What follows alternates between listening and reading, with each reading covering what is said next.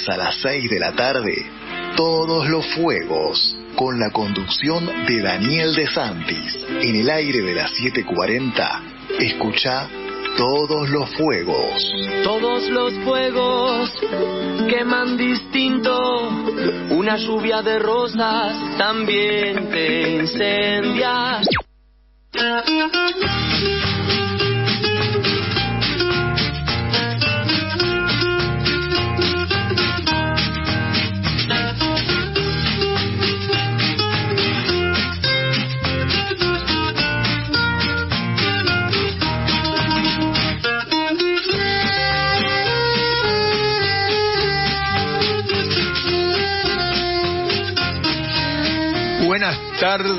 Buenas tardes a toda la audiencia de Todos los Fuegos por AM740 Radio Rebelde. Hoy estamos con el programa 198 y le avisamos a la audiencia que hemos alterado el orden por, necesidades prácticas, así que el editorial y los análisis políticos van en la segunda hora. Ahí lo estoy viendo a Javier Rodríguez, que me saluda, y yo a él. ¿Cómo andás, Javier? Muy bien, Daniel. Buenas tardes para todos y todas. Bueno, Dayana, en los controles, en la sonrisa y en la musicalización. Acá le vamos a pedir que nos ponga la balada para Luis cuando entremos con el editorial en la segunda hora. Y ahora vamos a iniciar con la entrevista a la profesora Betiana Oreja Cerruti. Betiana es investigadora en temas de política educacional de la Universidad de Luján y del Instituto Superior de Formación Docente número 36 de José Cepaz. También integra el bloque sindical de base. Muy bien, agrupación en el SUTEBA José Cepaz. Buenas tardes, Betiana. Buenas tardes, Daniel, y buenas tardes a toda la audiencia.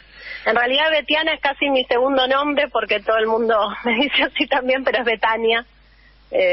Perdón. Pero no hay problema, es muy común la confusión, no hay ningún problema. Pero te leí todo el tiempo hoy y siempre viene, la confusión fue reciente, y lo tengo bien anotado, Betania, porque estamos con Betania. Suele pasar. Bien. ¿Qué tal? Bueno, bien. Buenas tardes, gracias por la invitación y también por las modificaciones en la grilla. La organización. No hay problema, pero es bueno avisarle a la audiencia cómo viene el orden. Escúchame, Betania, un poco hablando de avanzado la precarización entre los trabajadores y trabajadoras de la educación. Yo siempre digo primero trabajadoras porque son muchas más. 30 años estuve dentro del aula, así que conozco el tema. Prefiero pelearme con 5 hombres y no con 2 mujeres, te aviso. Y puedo contar hechos. Bueno, vamos al grano. ¿Qué nos podés decir? Sí, decime, Betania. Sobre la precarización. A ver, es un largo camino que tenemos en la docencia, lamentablemente, respecto de la precarización educativa, que si vamos históricamente se remonta a los 80 con una caída salarial muy fuerte, de la cual podríamos decir que la docencia nunca se recuperó. Nosotros tenemos, de todas maneras, en el país, como todos sabemos, las escuelas están a cargo de las provincias, con lo cual tenemos además una fragmentación fuerte del salario que, a pesar de los intentos que se hicieron con la paritaria nacional, no fueron superados. Hay mucha dispersión de salarios entre los docentes. Y además tenemos la situación, siempre hablando de los niveles obligatorios, no de la universidad, además tenemos toda la situación de diferencias entre los docentes que están designados por cargo, las maestras sobre todo de inicial y de primaria, y los profesores de secundaria y superior no universitario, que estamos designados por módulos, con todo lo que implica, vos ejerciste como docente, así que lo sabes, esto del llamado profesor taxi, con el multiempleo, la dispersión horaria y demás. Sí. En los últimos ya 10 años hay una pérdida salarial en general en la mayor parte de las provincias de nuestro país, Y vos planteabas la precarización, a eso se agrega todo lo que podríamos plantear respecto de las condiciones de trabajo, con una cantidad de programas educativos que se fueron incorporando en las distintas provincias, muchos de ellos a través de programas nacionales y en algunos casos de programas provinciales, que bajo el objetivo de generar supuestas políticas de inclusión o de ampliación de derecho a la educación respecto de los estudiantes, que eso sería todo un debate, además, han implicado formas de contratación totalmente precarias y flexibles, ¿no? Nos podemos plantear tanto el Plan Fines como distintos programas que se implementaron en la etapa de los gobiernos Kirchner, y más recientemente hemos tenido en el marco de la pandemia en la provincia de Buenos Aires el ATR, el programa Forte y demás. Con lo cual hay una cantidad de docentes que sus primeras prácticas, inclusive como estudiantes, se socializan, su primera socialización en el trabajo docente muchas veces ocurre en estos programas precarizados. Me decía Mauro Fontena, que es compañero acá del programa nuestro, que es docente, profesor de historia, que una amiga de él le dijo que había tomado un cargo en una escuela privada, le pagaban la mitad que él, porque tiene un cargo similar, la mitad. ¿Conoces esto, Betania? Claro, además tenemos todo este problema, ¿no? Entre escuela pública y privada. En las escuelas privadas hay una dispersión enorme, hay muy poco control del Estado. Justamente el otro día estuvimos en el profesorado en una charla con representantes de los sindicatos, y SADOP, el representante de SADOP contaba una cantidad de cosas así como esta que planteás. No hay investigaciones, en realidad hay poca investigación respecto de cuánto ocurre eso, ¿no? Muchas veces en las escuelas privadas se les paga mucho menos las horas llamadas extraprogramáticas, hay temor muchas veces a afiliarse o a participar sindicalmente en las escuelas privadas. Entonces además tenemos todo ese problema en un país donde hay jurisdicciones que tienen digamos, la Ciudad de Buenos Aires, por ejemplo, tiene más del 50% de la matrícula en la escuela privada, y en el conurbano tenemos distritos con altos niveles de privatización. Así que esa, sí, totalmente, es otra gran situación de precariedad que en general también recae sobre las espaldas de los docentes que recién se inician, ¿no? Digámosle a la audiencia, yo soy más viejo que el sol y además fui a la escuela, empecé en los años 50 en la escuela, que la escuela pública, desde principios del siglo pasado, ha sido muy superior a la escuela privada. Hay una decisión deliberada, como en muchas otras áreas del país, de tirar abajo la escuela pública. Esto no es obra de que porque es pública es mala. Claro. No, la escuela pública, a ver, nosotros tenemos un país con grandes desigualdades educativas entre provincias. Ahí tenés un elemento porque la inversión, el gasto por alumno en cada provincia es muy distinto, entonces ahí tenés diferencias grandes. Hay también diferencias grandes en los porcentajes de escuelas y matrícula pública y privada por provincia, y además tenemos un abanico enorme de diferenciación educativa dentro de la escuela pública y dentro de la escuela privada, ¿no? Tenemos todo ese abanico. Y la escuela pública viene siendo, como todos sabemos, golpeada desde hace muchos años, no solo en los gobiernos estrictamente neoliberales, con políticas que fueron degradando, generando condiciones de precariedad que hacen que parte de la sociedad considere que es mejor ir a una escuela privada. Eso se ha ido asentando, no necesariamente es así, pero dentro de lo público y dentro de lo privado también hay enormes desigualdades, ¿no? Sobre todo además está muy atado a las condiciones de vida de los niños que asisten a esas escuelas, ¿no?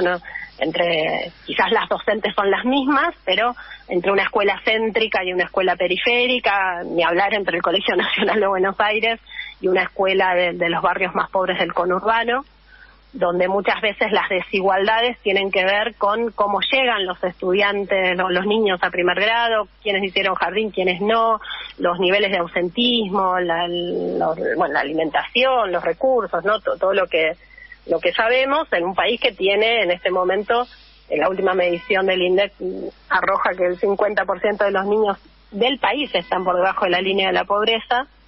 Después tenemos distritos donde es aún mayor, lamentablemente. Impacta, obviamente. Es decir, que lo que más me molestaba a mí dentro del aula es una nada ahora, porque a mí lo que más me molestaba que yo daba física y bueno, hay que explicar mucho, hay que hablar mucho, entonces se requiere un poco de silencio en el aula, y vos estabas en la clase y al lado tenías una clase de educación física que obviamente es otro el ruido que hace la clase de educación física. Bueno, no pueden convivir en el mismo ámbito dos actividades, las dos educativas, pero que requieren distinta espacio y distinta situación. Eso es nada hoy, es lo menos problemático. Exacto. Eso sigue ocurriendo, entonces tenemos todos esos problemas de la vida práctica de las escuelas que se terminan naturalizando, esto, ¿no? De que parezca que es normal que no haya un espacio propicio para la enseñanza del deporte, para la enseñanza del arte y demás. Y además... y de la física también, porque... De todas las disciplinas, exacto, de cada una de las disciplinas. Pero bueno, son las condiciones en las que se está formando a la gran mayoría de los hijos de la clase obrera en la Argentina, ¿no? Entonces, eso es lo que nos pasa. Mauro, como trabaja, yo también cobro el sueldo porque soy jubilado, ¿no? Pero Mauro está preocupado y me dice que te pregunte si en la actual paritaria nacional docente ¿hay alguna expectativa de revertir esta situación que estás describiendo? Para revertir hace falta una inversión mucho más alta que hasta el momento ha sido inexistente en este gobierno. Nosotros, en esta última paritaria, uno lo que va viendo es distintos intentos de equiparar con la inflación. La mayor parte de los meses quedamos por debajo de la inflación, hay algún que otro mes que uno arrima más. Ahora estamos justamente en un momento preelectoral donde se ha puesto una cantidad de dinero en la calle, entonces quizás este mes, ahora en octubre, le ganemos por este mes a la inflación, pero hay la inflación es acumulativa y las cuotas de la paritaria no son acumulativas. Bueno, esta es una de las grandes discusiones que tenemos con las conducciones que dirigen los sindicatos, que ellos plantean que hacen la cuenta, comparan porcentaje de inflación con porcentaje de paritaria, cuando, bueno, científicamente no son comparables porque uno es acumulativo y otro no. Entonces, nosotros, digamos, bueno, justamente el viernes pasado el Poder Ejecutivo presentó al Congreso un proyecto de nueva ley de financiamiento educativo con metas a 2030, o sea, cuando ya están dejando el gobierno, y en todas las metas que se plantean no hay una meta clara que plantee recuperar los niveles salariales perdidos por la docencia. Hay algún inciso referido al incentivo docente, al fondo de compensación salarial, pero en realidad si tenemos en cuenta que dentro de la inversión educativa el mayor gasto es el salario docente, hay provincias que quedan casi atadas totalmente al gasto salarial, por más que sean salarios que están en pérdida, digamos. Esto implicaría una inversión pero mucho más alta, ¿no? Para poder revertir esta tendencia salarial. Sobre todo porque lo que tenemos es que hay una naturalización absoluta del doble cargo o del profesor que tiene muchísimos módulos, ¿no? O profesora. Sí. Nosotros lo que planteamos es que en realidad un docente debería tener un cargo que incluye jornada laboral, una cantidad de tiempo como horas institucionales para todo lo que implica el trabajo de la docencia, que todo eso queda por fuera de nuestra jornada. Bueno, ustedes si trabajan en la docencia lo saben. Sí. Entonces, digámosle a la audiencia dice, bueno, que uno no se va a la casa tranquilo, uno se va a la casa y sigue trabajando horas concretas y su cerebro que sigue pendiente del aula anterior y de la que viene. Claro, todo lo que implica la planificación de las clases, la corrección, ahora se está pidiendo en muchas de las provincias un seguimiento individualizado a los profesores de secundaria, se les pide un seguimiento de trayectorias individualizados cuando los profesores tienen entre 300 y 500 alumnos, con lo cual ese seguimiento es imposible.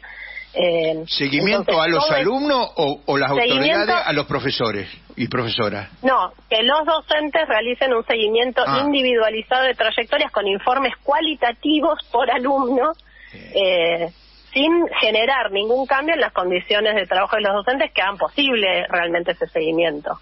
Eso es una tendencia que está habiendo en todas las provincias. Tendría que haber otro docente dentro del aula que haga eso. que se me ocurre ahora acá en caliente, pero no, salvo, hay dos entidades sociales, por lo menos en Argentina, que pueden hacer dos cosas al mismo tiempo: los colectiveros y las mujeres. La doble explotación, los colectiveros, obvio, y bueno, las mujeres también son obvias. Después el resto de los humanos nos cuesta mucho hacer dos cosas al mismo tiempo. Sí, nosotros lo que planteamos es, porque no es uno puede pensar que es una reivindicación corporativa de la docencia querer tener salarios más altos y mejores condiciones laborales, que es efectivamente una reivindicación corporativa. Pero eso impacta directamente en las condiciones de enseñanza y de aprendizaje de los estudiantes. O sea, si uno tiene mejores condiciones para trabajar, enseña mejor, planifica mejor, busca mejores recursos, hace un mejor seguimiento. Si eso no está, se hace como se puede, que es lo que ocurre en la Argentina. De hecho, hay un montón de países que tienen el 30, 40 y hasta el 50% del horario de la jornada laboral del docente fuera del aula, fuera del momento directo en el que se enseña. Y acá en la Argentina, cuando Julio Cortázar, para poner un caso conocido, fue a trabajar a la Escuela Normal de Chivilcoy, donde yo, bueno, después, ¿no?, soy más joven que él, conocía, tenía 12 horas cátedra de 40 minutos y con eso vivía Julio Cortázar. Exacto. Y lo mismo el director de la escuela cuando pasó de 12 horas a 16 se trajo la familia que era de Buenos Aires. Y hoy, exacto, horas cátedra por... Exacto. Esa cuestión es central, digamos. Si vos con 10 módulos tenés un salario que te permite vivir, reproducirte a vos y a tu familia en buenas condiciones, que implique todo lo que necesita un docente, ¿no? Acceso a bienes culturales, libros, etcétera, nadie se llenaría de módulos como están obligados a hacer la mayor parte de los profesores. Sí. Nosotros cuando digamos en el año 2001 hubo un intento de avanzar en la privatización de la escuela y apareció esto de que la suma de puntos y el pago con voucher, o sea, la acumulación de puntaje por voucher, y eso ha vuelto a sonar. Eso lo aplastó la rebelión del 2001, porque me acuerdo que justo estábamos muy movilizados con ese tema, apareció la rebelión, bueno, lo guardaron en el bolsillo, pero que no es nuevo esto viene de Chile y de Suecia, dos países donde fracasó absolutamente. ¿Qué consiste esta cuestión de los vouchers? Sí, el sistema de vouchers es una propuesta de Milton Friedman, que es uno de los personajes, los economistas más representativos del neoliberalismo, ¿no? Que él plantea, y como vos decís, se aplicó de distintas formas en estos dos países que vos mencionaste, en algunos estados de Estados Unidos, bueno, y en algunos otros países más, que implica que el Estado no financia el presupuesto educativo, no se realiza financiando a la oferta, es decir, a las escuelas, o sea, hace un financiamiento que implique, bueno, el pago para salarios, para equipamiento, infraestructura, etcétera, sino que ese presupuesto lo divide y lo genera un voucher que se reparte a cada familia, que se distribuye a cada familia. Eso se denomina, o sea, financiamiento a la demanda, o sea, no se financia la oferta que es la escuela, sino la demanda educativa. Pero el voucher, de mercado, el que pone la plata es la familia. El voucher es un dinero que le da el Estado como un cupón, un vale, un bono, ¿no? Un dinero que le da a la familia el Estado para que la familia elija dónde colocar el bono o el voucher, en qué escuela, puede ser pública o privada, con la idea de que todas las escuelas van a competir entre sí para captar el bono, porque si no tienen el bono, no tienen financiamiento, no tienen un financiamiento de base como ahora, que todas las escuelas, no es que recibe la plata a la escuela, sino que, bueno, la reciben a través del salario, a través de las obras del consejo escolar y demás. Acá las escuelas no recibirían, los docentes, no habría una partida específica para salarios, para infraestructura y demás, sino que el Estado todo ese dinero lo repartiría en bonos, o en voucher, y cada familia colocaría ese bono en cada escuela con la idea supuesta de que la idea viene de esto de que todos tienen que competir entre sí y que entonces se asegurarían escuelas de calidad, porque los docentes, la propuesta original plantea que los docentes estarían compitiendo entre sí para ofrecer una mejor calidad educativa y entonces las escuelas se esforzarían por mejorar. Esa es la idea que se plantea, no es lo que ocurre, ¿no? lo que generó, perdóname, sí. Continuó. Lo que generó tanto en Chile como en Suecia es, en realidad, más que una competencia entre escuelas, es un abanico enorme de escuelas privadas, de empresas privadas que ofrecen escuelas para distintos nichos de mercado, digamos, ¿no? Distintas características escolares. O sea, el financiamiento está sujeto a la asistencia de los estudiantes. Si los estudiantes no van, la escuela no tiene financiamiento. Entonces, tanto en Suecia como en Chile, que son dos países muy distintos, con historias distintas y demás, en ambos generó un aumento de las desigualdades educativas este sistema, y un aumento muy grande de la privatización, al punto que, en Suecia hay consorcios que cotizan en bolsa y que ofrecen servicios de empresas privadas que giran fondos públicos a paraísos fiscales, ¿no? Que, digamos, tiene una lógica muy fuerte de lucro. Claro, han conducido a la desarticulación de la educación de los países. Acá es muy evidente que la clase media chilena no puede pagar la educación de sus hijos, sobre todo en la universidad. Le es más barato mandar un hijo a la Argentina, pagar alquiler y todo lo que implica vivir en otro país para estudiar, que en Chile. Les sale más barato estudiar en la Argentina que en Chile.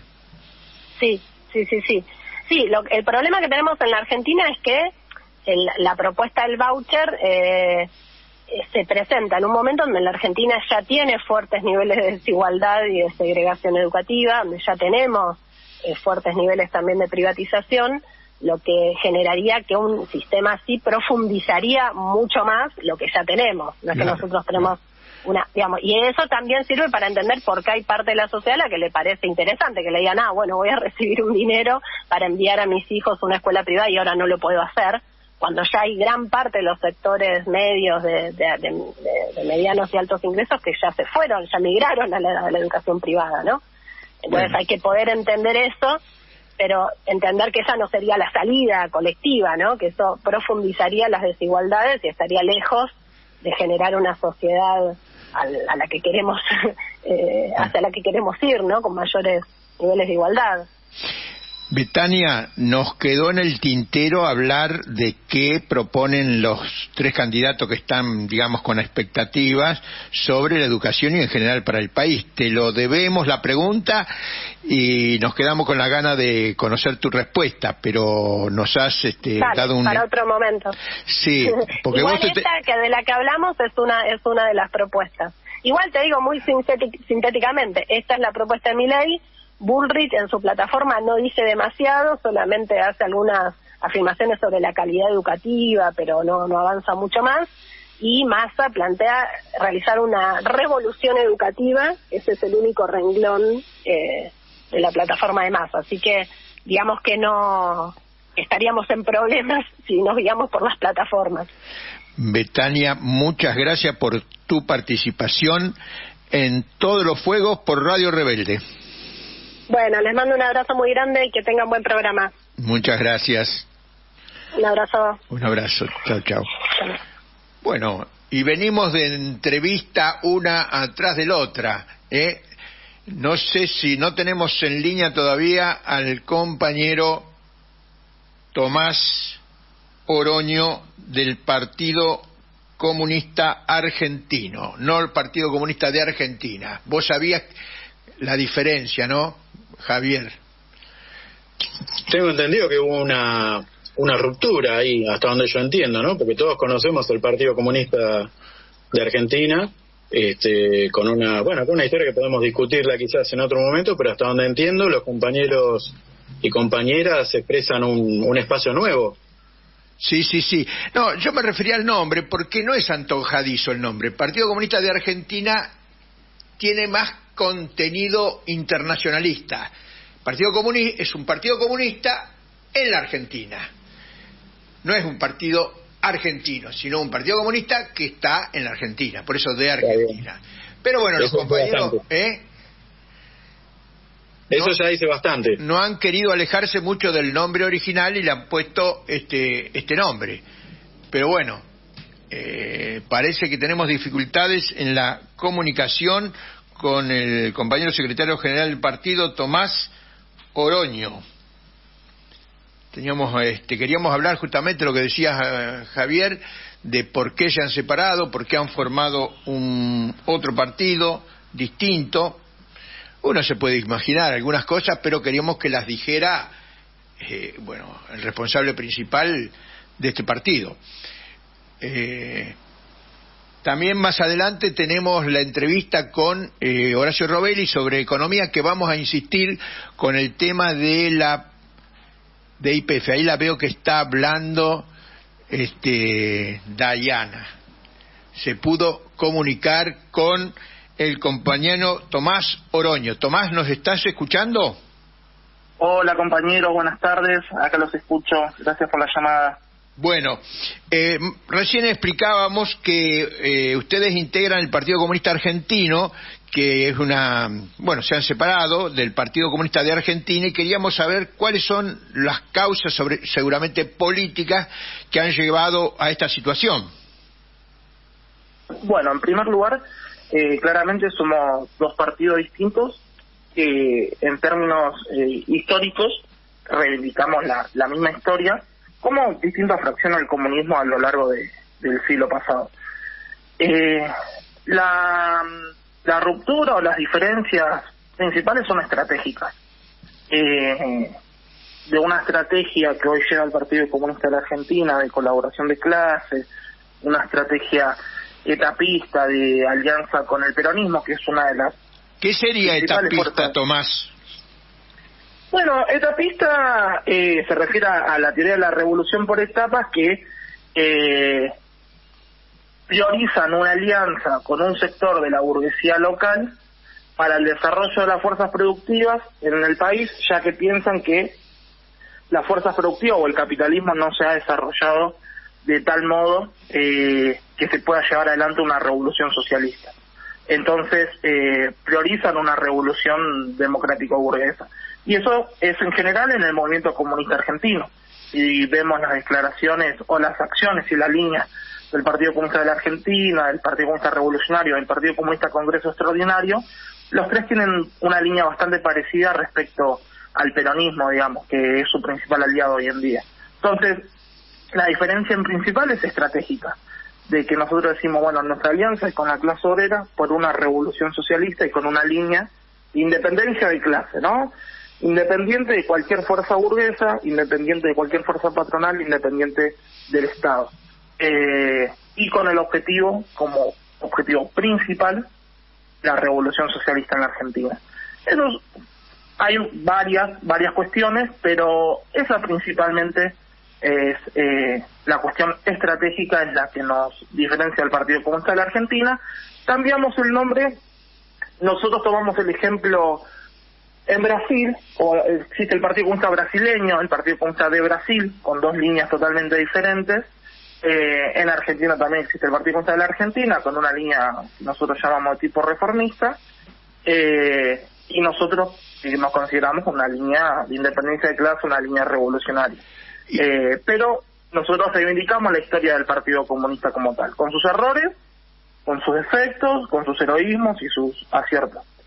Y si bien el Partido Comunista Argentino plantea la independencia de clase, un partido de la clase obrera, seguramente tendrán una política de alianza distinta a la del Partido de Argentina, pero algún tipo de política de alianza se proponen ustedes, pregunto. Bueno, nosotros hoy tácticamente nos planteamos ante el avance de el ajuste del gobierno, ante el avance ultraderechista, etcétera, la unidad de los que luchan. Todos los sectores dinámicos de la lucha que hoy nos encontramos en la calle, peleando tanto contra el gobierno nacional como contra la avanzada ultraderechista de Milei, nos encontramos con distintos sectores de la izquierda, con el guevarismo, con algunos sectores del trotskismo, aunque no coincidimos plenamente, pero nos encontramos en una unidad táctica luchando contra este gobierno y por reivindicaciones específicas en el movimiento de masas. Después, nuestra alianza estratégica, siempre decimos, va a ser con la clase obrera. Así que ese es nuestro marco de alianza, si se quiere decir hoy en día. Sí, para profundizar un poco en esto, porque yo pregunto porque me interesa a mí y espero que a la audiencia también le interese lo que te estoy preguntando. No, lo doy por sentado, que no le llamo alianza con la clase obrera. Ustedes son o quieren ser, se sienten parte de la clase obrera. Eso, sí, con quién socialmente, con quién se puede aliar, porque yo entiendo que la historia de lucha argentina no ha sido principalmente la clase obrera, pero en los momentos culminantes de la lucha han participado otros sectores sociales del campo popular. ¿Usted dice a sectores organizados o me refiero a la clase media? ¿Tiene una política para la clase media o pequeña burguesía, para ser más precisos? Bueno, ese no es un debate que nosotros tengamos saldado, ya que nuestra ruptura fue temprana, y no es un debate que nosotros tengamos saldado, pero sin duda creo que en un proceso de avanzada hay varios sectores de la sociedad que participan, entre ellos la pequeña burguesía o la clase media, como se dice popularmente, pero sin duda que es la diferencia por ahí estratégica que tenemos con los demás partidos comunistas, es que en un proceso de alianza en avanzada, la hegemonía sea proletaria, sea obrera, y no sea de la pequeña burguesía o la de la burguesía local, como plantean los otros partidos. Pero bueno, es un debate que no tenemos del todo saldado. Bien, ¿y cómo caracteriza, algo dijiste, pero avanzando un poco más, ampliando un poco más, cómo caracterizan la situación actual, la situación política actual, incluso electoral? Bueno, nosotros en la cuestión electoral, empezando por lo último, caracterizamos hoy tres principales facciones de la burguesía, que son los que tienen posibilidad de asumir el 10 de diciembre, se disputan con el mismo plan estratégico, que es la subordinación al Fondo Monetario, la alianza con los monopolios argentinos y extranjeros, pero son las tres listas, tanto Milei, Massa y como Bullrich, representan los mismos intereses. Eso lo tenemos bien claro. Por eso nuestra postura fue la de no votar o votar nulo. Y ahí nace algunas críticas de los compañeros de la izquierda, de por qué no votar a la izquierda, que es una pregunta válida. Es que ahí nosotros consideramos que hoy la izquierda argentina no tiene vocación de poder, ni tiene en claro una estrategia revolucionaria, sino al contrario, se ha convertido en una izquierda parlamentarista, adaptada al régimen. Entonces nosotros creemos que hoy la clase obrera no tiene una opción para votar en las elecciones. Por eso nosotros llamamos al no voto. Eso no significa que nosotros pensemos que son todos lo mismo. Obviamente, Massa no es lo mismo que Milei. Eso no significa que nosotros le transmitamos a la clase obrera, al pueblo en general con el que tenemos contacto, que existe un mal menor y que por eso hay que votar a ese mal menor. Pero sí creemos que la avanzada ultraderechista de Milei es una facción burguesa mucho más ideologizada de lo que fue el macrismo en su momento. El macrismo vino a hacer un daño principalmente económico, que lo profundizó Alberto y lo va a seguir profundizando Milei si asume, pero con un contenido totalmente ideológico que creo que tenemos que desarrollar.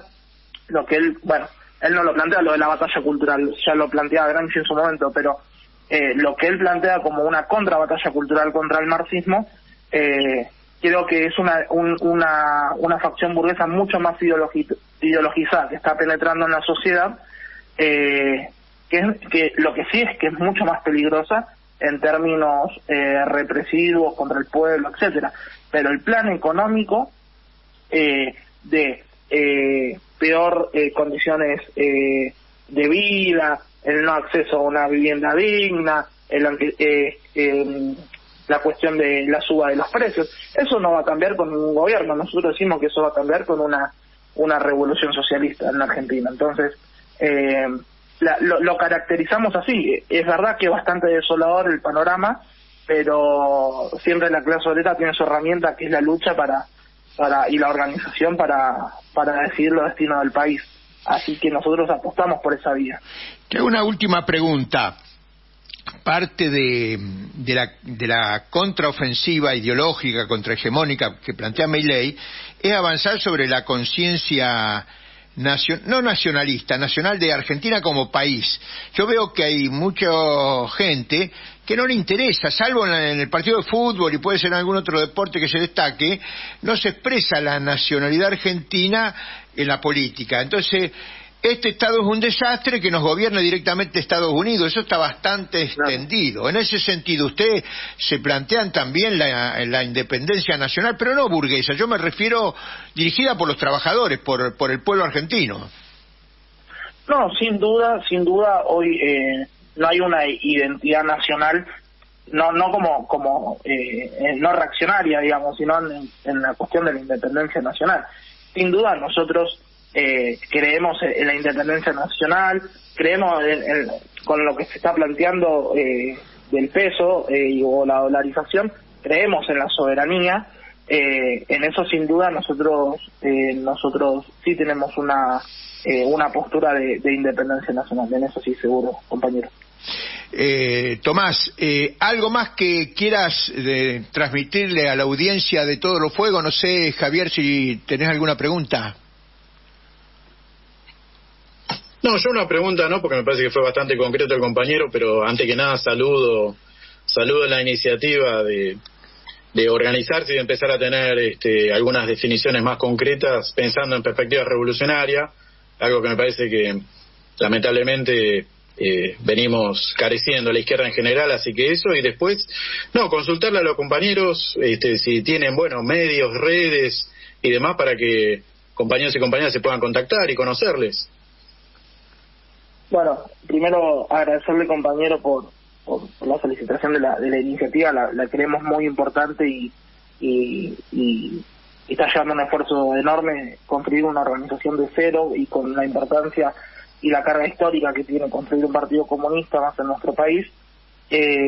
Nuestras redes, que es en Instagram es más fácil encontrarnos, que es PC Argentino.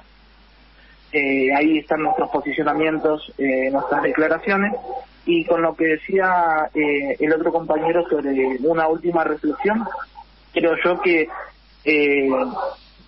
desde la izquierda debemos poner de nuevo en el centro del debate la cuestión del poder, porque la vía electoral está casi agotada ante la avanzada reaccionaria y la avanzada de las distintas facciones de la burguesía. La cuestión del poder y de una estrategia revolucionaria para construir una revolución socialista en Argentina. Hablar más de socialismo, hablar más de comunismo, hablar más de revolución y no tanto del Parlamento. Creo que es uno de los debates que los revolucionarios tenemos que poner en la mesa urgentemente. Muchas gracias, Tomás Oroño. Le deseamos éxito en la construcción del Partido Comunista Argentino y estaremos en comunicación, y como nosotros también tenemos vocación política, seguramente participando en las luchas, en la calle y en alguna reunión que pueda surgir. Sin duda, será un placer, compañero. Un placer y muchísimas gracias por la llamada. Bueno, tuvimos la palabra, las ideas de Tomás Oroño, secretario general del Partido Comunista Argentino, y empalmamos ahí en un solo tren con la próxima entrevista que estamos tratando de comunicarnos con el amigo, compañero y habitué de este programa de radio, Horacio Robelli. Si no está en línea todavía, Dayana, ponemos un separador musical para no aturdir tanto a la audiencia y luego seguimos con Horacio. Bueno, le estamos tirando muchas tareas a Dayana y no, para nosotros es fácil. Lo único que tenemos que hacer acá... Si no, podemos ir a la tanda, ¿no? Que me parece que nos la pasamos por ahí, unos minutitos capaz que conecta. Bueno, hacemos una tandita, pero habíamos hablado...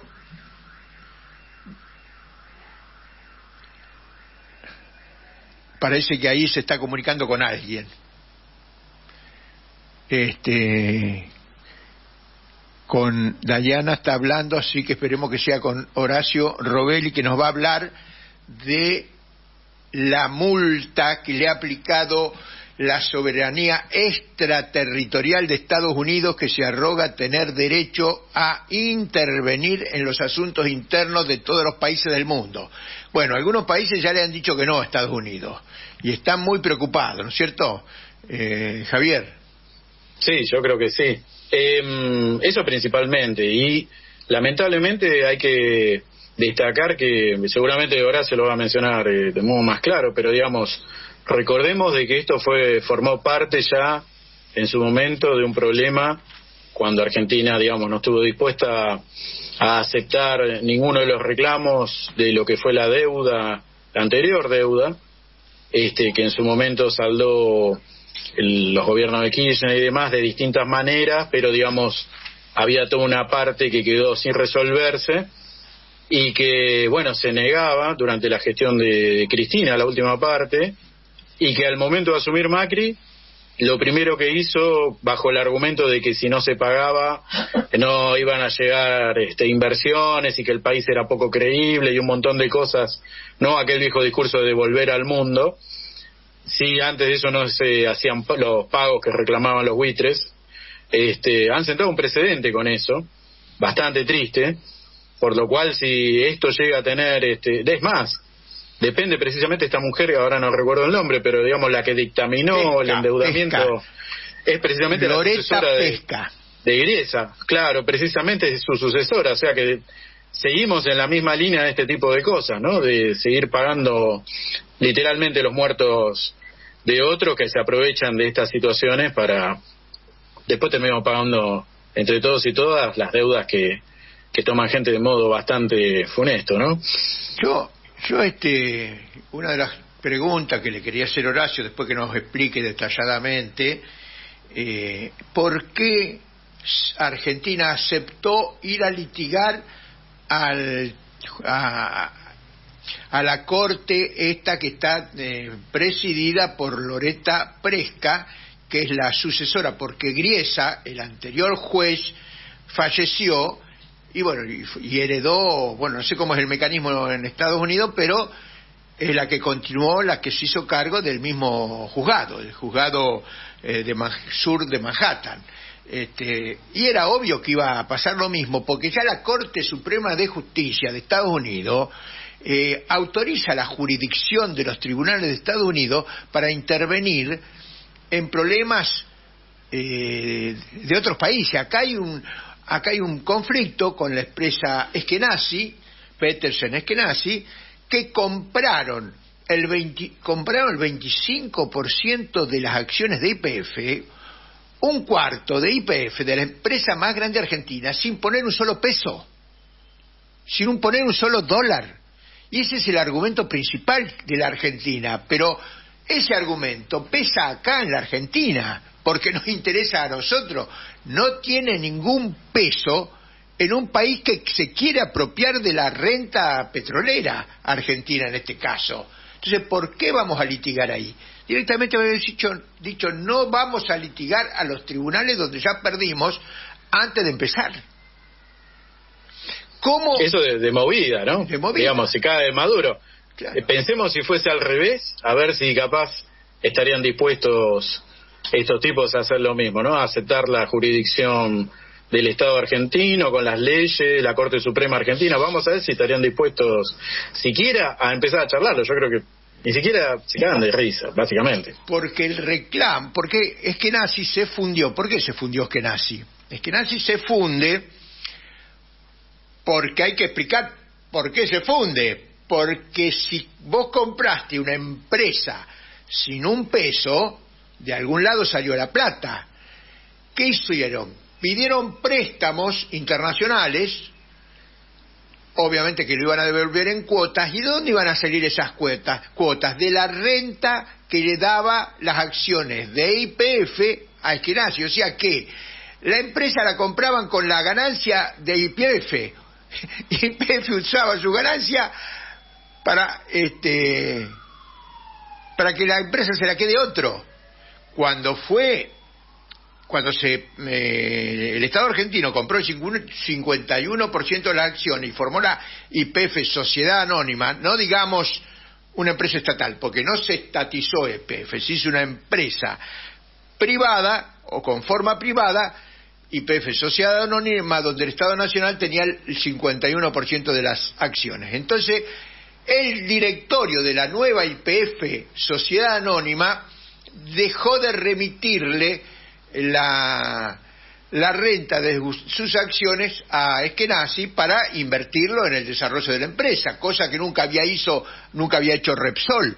Por eso la empresa argentina, que era YPF Argentina, que era autosuficiente, que abastecía al mercado interno, que daba ganancia, terminó teniendo un déficit de $3.000 millones en el año 2011. Claro, Sí, y sin destacar el hecho de que la propia Repsol ni siquiera invirtió, bueno, como mencionabas vos, ¿no? Un solo centavo nada para investigar, y terminó importando en algunos casos, ¿no? Ya terminó importando combustible de otros lugares cuando acá estaban las fuentes. Y ahí, en lo el de Vaca año Muerta 2011, lo demuestra.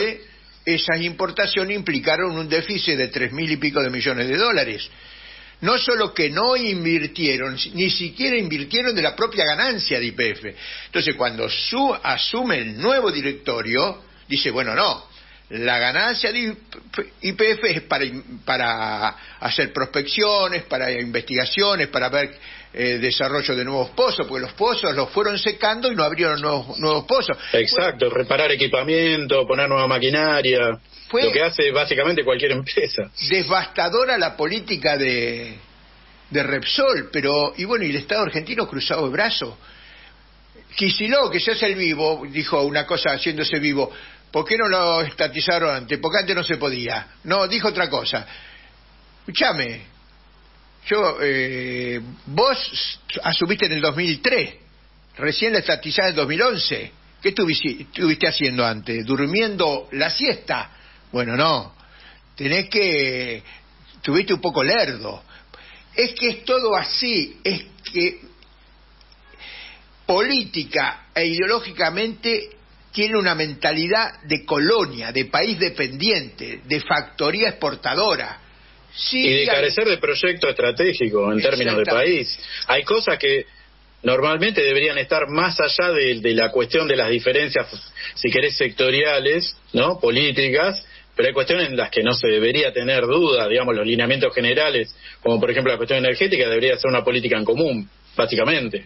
Eso es lo que explica muchas de las cosas que están pasando, porque en todas las áreas de la política y de la economía argentina hay un abandono. Hablan del Estado, el Estado famoso que defiende el peronismo, hay un abandono por parte de la política peronista del Estado argentino. Y por eso, entonces, parece que las empresas del Estado son ineficientes, cosa que es falso. Hay eficientes y hay ineficientes. La Patricia Bullrich, en un rapto de sinceridad, dijo: vamos a privatizar las empresas que den ganancia. Como hizo Menem, privatizó la ganancia, nunca privatizaron las pérdidas. Y eso explica, en buena medida, la conciencia actual de un sector importante de la sociedad argentina, que no ve la posibilidad de desarrollo del país en base a la política tradicional. Y esperan que en última instancia, por eso tanto éxito tuvo la consigna de la dolarización, vamos a ser una colonia comercial de Estados Unidos, con la moneda de Estados Unidos, y nos van a administrar ellos. Yo eso me di cuenta cuando en el editorial pasado, cuando estábamos denunciando esto, la política hacia el Estado de Milei, es que uno le contesta a la sociedad desde la concepción de la Argentina como país independiente, y a esa parte de la sociedad no le importa, no quieren ser independientes. Hasta eso ha avanzado la penetración cultural del neoliberalismo y del colonialismo en la mente. Nosotros hace 30 años que venimos batallando con esto, pero en la izquierda argentina no entienden que hay una batalla cultural que debemos dar. Se creen que todo pasa por tirar cascote. No, compañero de la izquierda, nosotros hemos tirado cascote y le hemos dicho, la toma del Congreso de La Plata la organizamos nosotros, así que, para no hablar del 70, fue en el año 2001, y estuvimos en primera línea. No es que hicimos la línea teórica y después, muchachos, organicémonos y vayan, no, organizémonos y fuimos, y estuvimos en la primera línea, y enfrentamos la represión, y los obreros y los trabajadores que no salieron corriendo se reagruparon atrás de las banderas que sosteníamos nosotros. Es decir, que no le estamos hablando desde el escritorio, le estamos hablando desde la trinchera en la calle. Entonces, sí, han dejado solo al pueblo argentino. Entonces buscan, estaba hablando de la izquierda, que la izquierda no hace el trabajo y la lucha ideológica dentro del pueblo. Compañeros y compañeros de izquierda, no alcanza con tirar cascote y no alcanza con tener un diputado en el Parlamento. La lucha es mucho más amplia. Y el problema que decías vos en términos de la derrota cultural, más allá de la derrota, si se quiere, física, ¿no?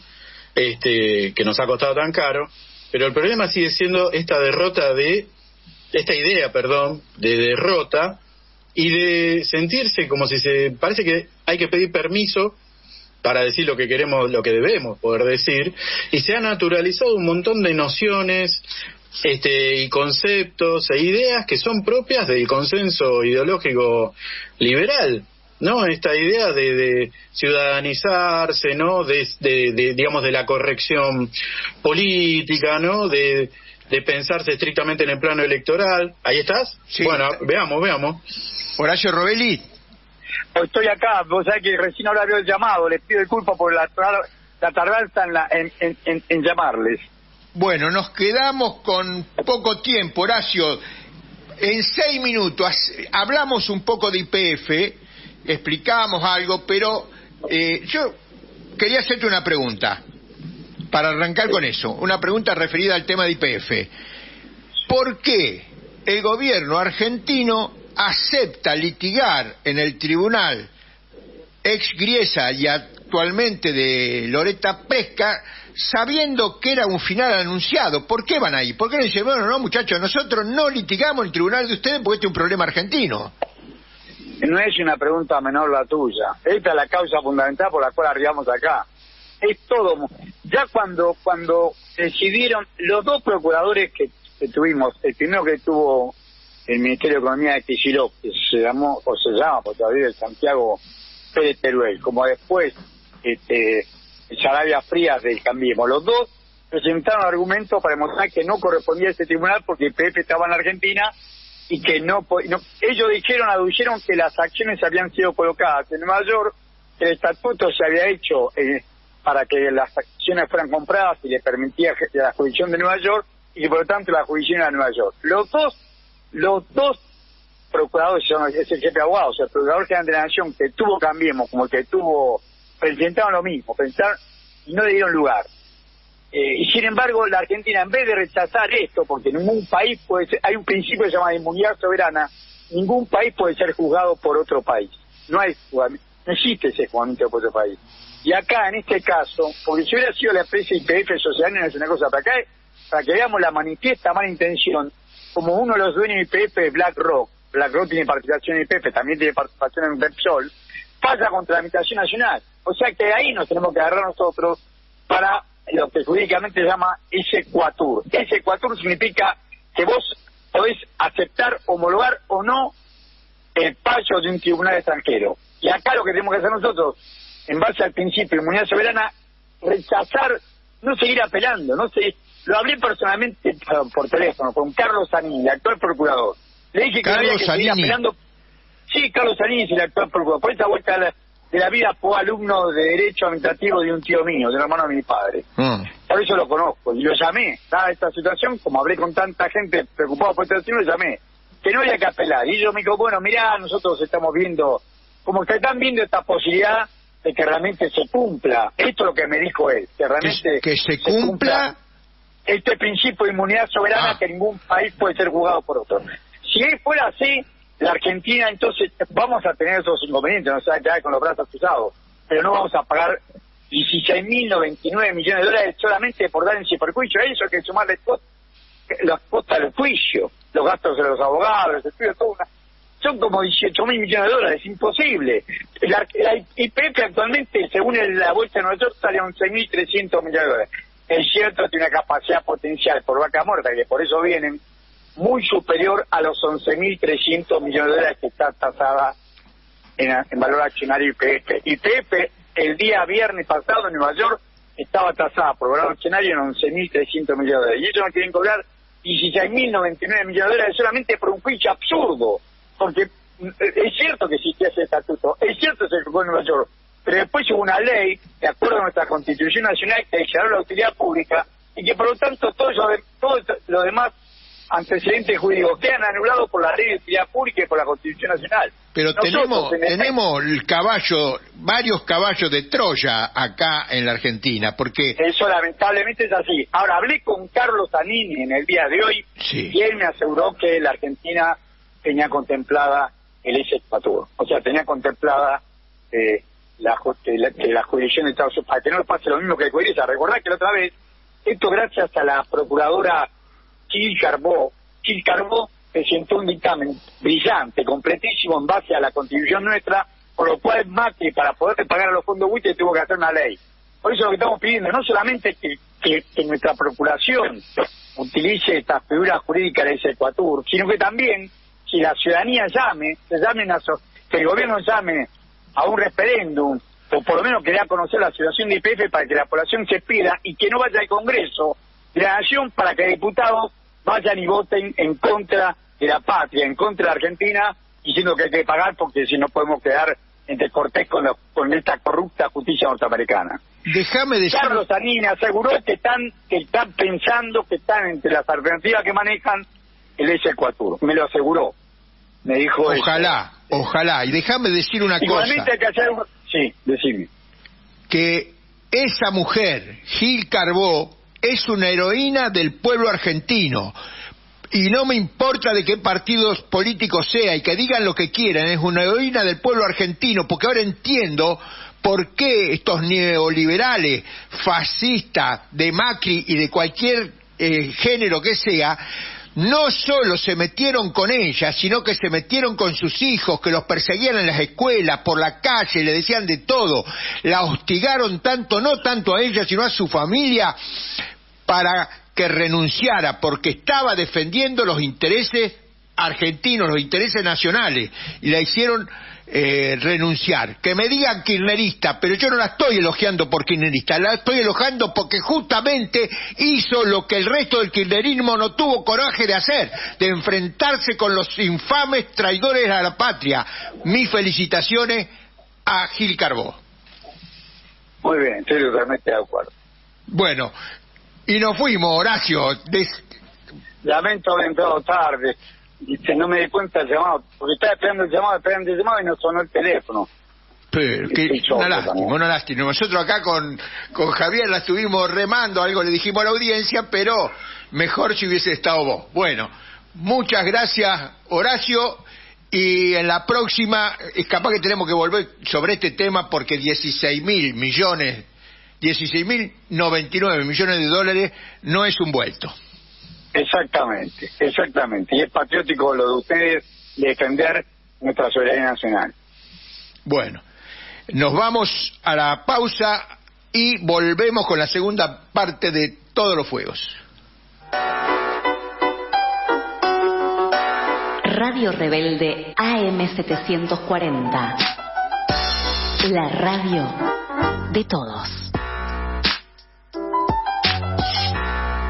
Todos los miércoles de 19 a 21 horas llega Voces por la Ciudad.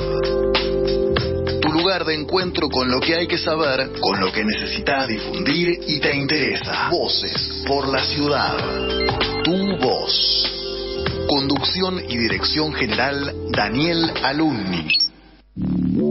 Recreo.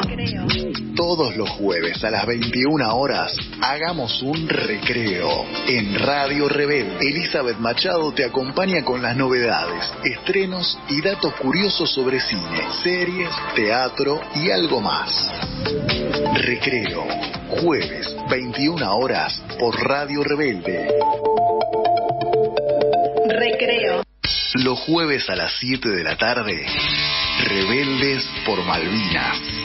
Un programa que analiza la realidad desde la óptica de la soberanía de nuestro pueblo argentino. Rebeldes por Malvinas. Jueves de 19 a 21. Para que seamos de una vez por todas libres de toda dominación extranjera. Aumentamos de 4.000 a 18.000 pesos el tope de reintegro del 15% en compras realizadas con tarjeta de débito para personas jubiladas o que perciban una pensión por fallecimiento. Primero la gente. AFIP. Argentina Presidencia. Más de 21 millones de personas dejarán de pagar el IVA en los productos de la canasta básica. Y detrás de ese dato, cuidamos a quienes más lo necesitan. Conoce más en argentina.gov.ar/programa fortalecimiento. Primero la gente. Ministerio de Economía. Argentina Presidencia. Este es Jorge, mi viejo. Jorgito para los amigos. El que hace más de 30 años que va al mismo bar y se sienta en la misma mesa para que lo atienda el gallego. Es de esos que siempre va a preferir el diario en papel. Se puede decir que lo tengo bien calado a mi viejo. Pero de repente, el tipo me sorprende. Tiene una magia y en un gesto de futurismo virtual saca su celular y paga con la aplicación. Grande, viejo. Bienvenido a BNA. Aunque vos le sigas diciendo Banco Nación. Para algunas personas, Banco Nación. Para otras, El Nación. Para todos, BNA. Ya escuchás La Rebelde. Ahora también nos podés ver. Mirá la programación en vivo de AM740 en YouTube. Nos buscás como Rebelde Radio 740. Te suscribís y ves en vivo todos los programas de La Rebelde. Ya escuchás La Rebelde. Ahora también nos podés ver. Radio Rebelde AM740. La radio de todos.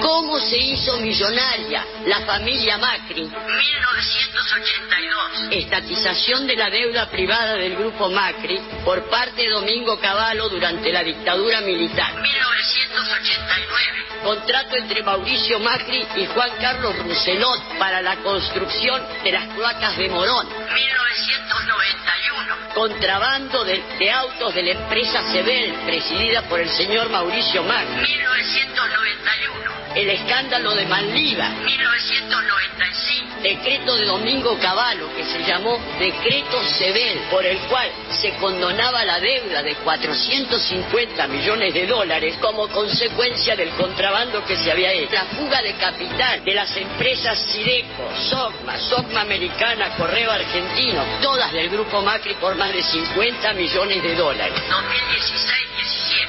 Y tenemos los Panama Papers, el Correo Argentino, Avianca, Autopistas del Sol, Odebrecht. Esa famosa riqueza del grupo Macri no se hizo ahorrando monedas en una alcancía. Alcira Argumedo, luchadora indispensable, una rebelde. Los jueves de 14 a 15 horas, con ustedes, África, una apuesta radial de Casa de África en Argentina, para la integración del continente africano en el mundo. Noticias, comercio, historias, música, poesía y mucho más. Conduce Irene Ortiz Teixeira. Con ustedes, África. Radio Rebelde en Instagram. Nos buscás como Radio Rebelde 740 y conectás con toda nuestra programación. Ahora también en Instagram.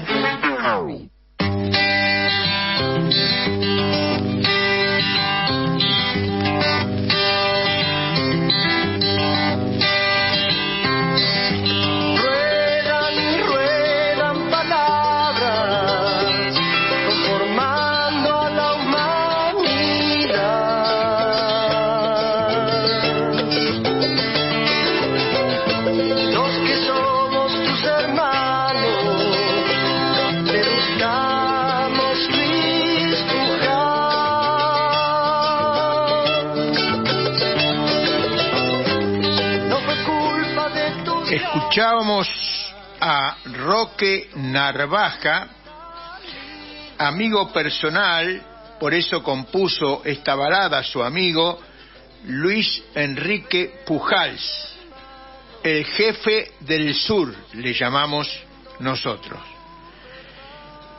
Luis Pujals era, después de Santucho, de Mario Roberto Santucho, el principal dirigente del Partido Revolucionario de los Trabajadores, que fue secuestrado, torturado y desaparecido el 17 de septiembre de 1971. Y como él era responsable de la Regional Buenos Aires, dirigió, era el director del periódico El Combatiente, dirigió las primeras grandes acciones de la Regional Buenos Aires, tenía un gran reconocimiento de la militancia de aquellos años. Yo me encontraba entre la militancia de base del partido en el año 71 y recordamos la toma de Gonet, dirigida por Luis, en agosto de 1971, y también recordamos su secuestro un mes después. Entonces, como él y Pedro Bonet, su amigo también de Pergamino, eran de formación política trotskista. Por eso no hay que ser dogmático para ningún lado. Luis Enrique Pujals y Rubén Pedro Bonet, ambos de formación trotskista, adhirieron a la política revolucionaria del PRT que lideraba Mario Roberto Santucho. Entonces dice el editorial de hoy: Luis Enrique Pujals, el jefe del sur.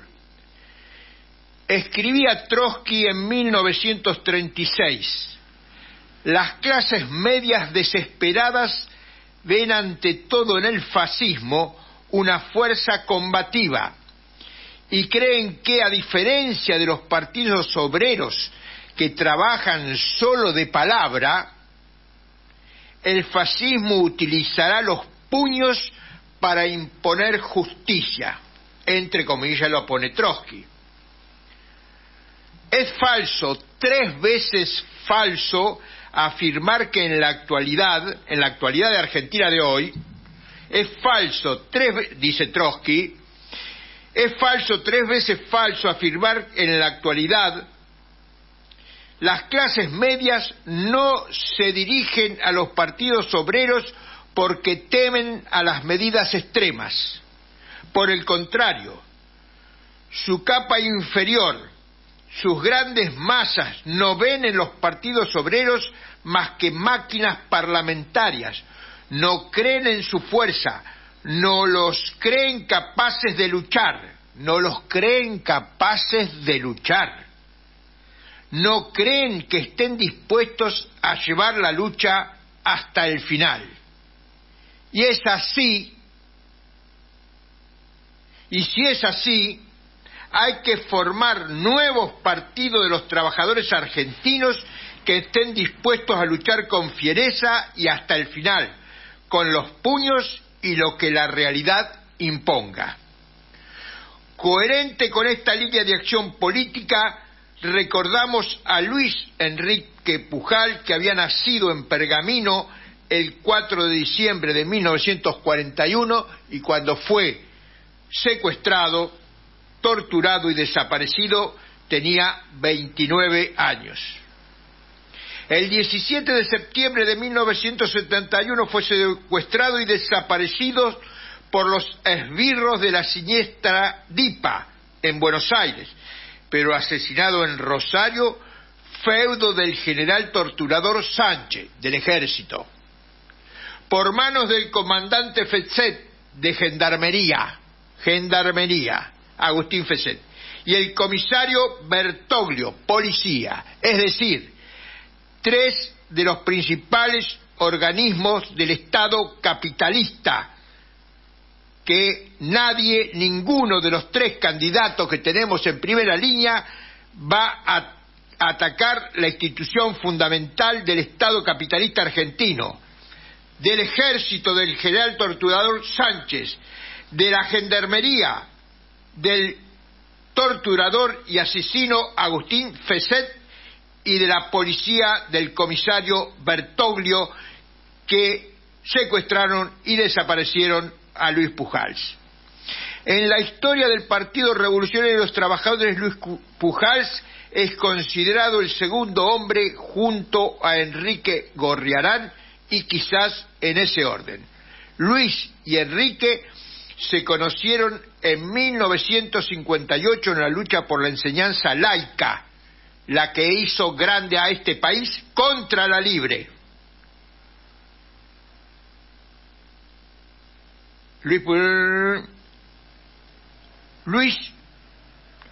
Contra la libre. Y luego se volvieron a encontrar haciendo el servicio militar. Luis captó a Enrique para Palabra Obrera allá por el año 61.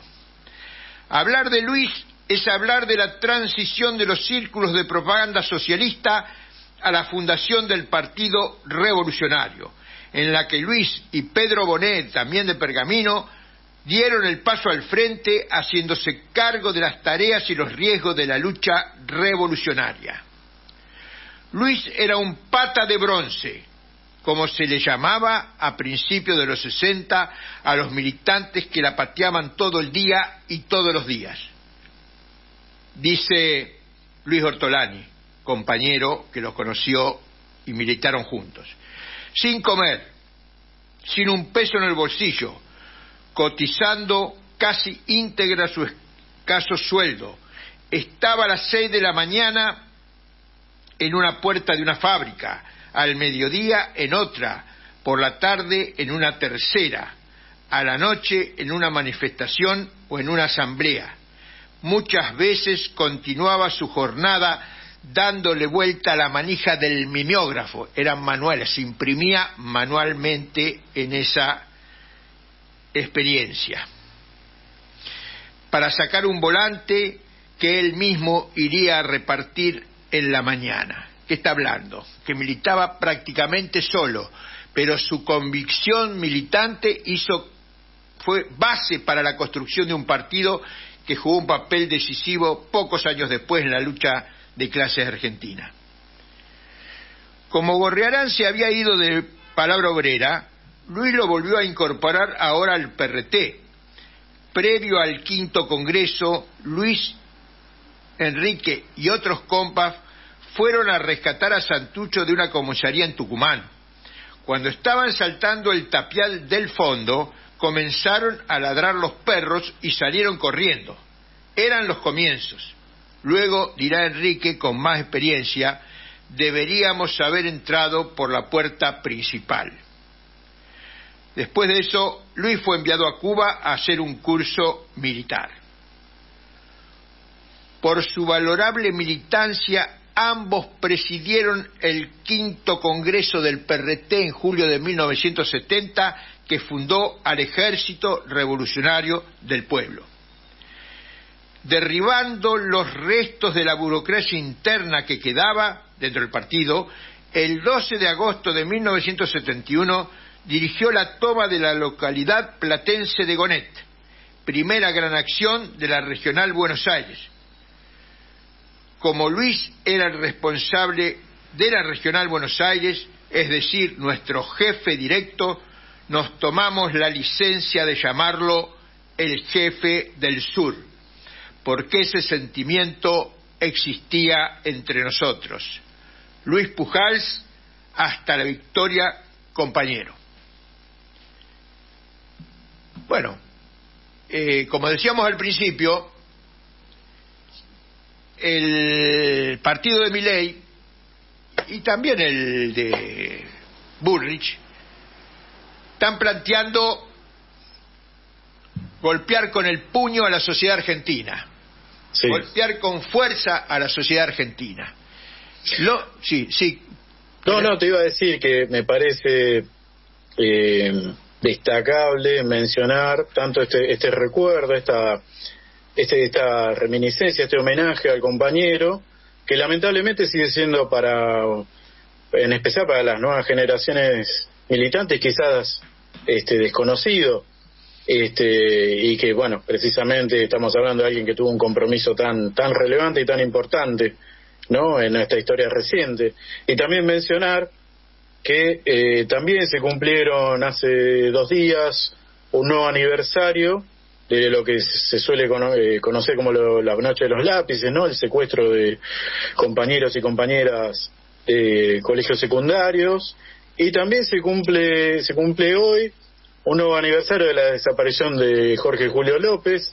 Digo, lamentablemente, bueno, todo esto como señal de que hay cuestiones que no están resueltas, ¿no?, en nuestra sociedad, y de que las torturas, las desapariciones, ¿no?, siguen siendo moneda corriente y formas de intervención tanto en el pasado como en esto inmediato. Tristemente, digamos, tenemos desaparecidas en democracia, y es como una continuidad histórica de todo esto. Digo, no es que es algo que pasó hace mucho tiempo. Digo, esto sigue sucediendo cada vez que hay alguien que evidentemente afecta a alguno de los intereses del poder. Sí, así. Por eso, no sé si la audiencia se ha percatado que hace 5 o 6 programas que hemos radicalizado el discurso. Quizás un poco tarde, porque, como dice bien Trotsky acá, la gente, el pueblo, la gran masa del pueblo quiere dirigentes que resuelvan. Hay una cosa que se ha instalado mucho en la militancia de izquierda, que es el basismo.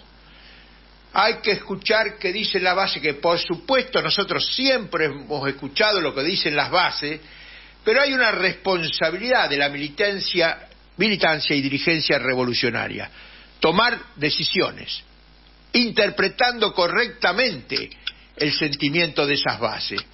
Porque es muy difícil que el colectivo haga la síntesis, porque no se puede hacer una asamblea de 40 millones de personas, ni de 20 millones de personas por provincia o lo que sea.